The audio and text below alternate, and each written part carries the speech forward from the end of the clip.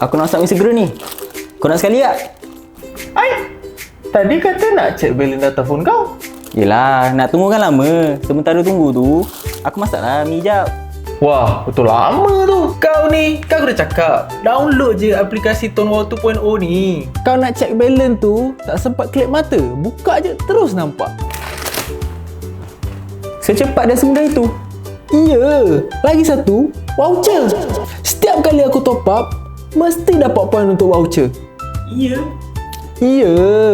Aku rasa aplikasi ni lagi sayang aku daripada ramai manusia.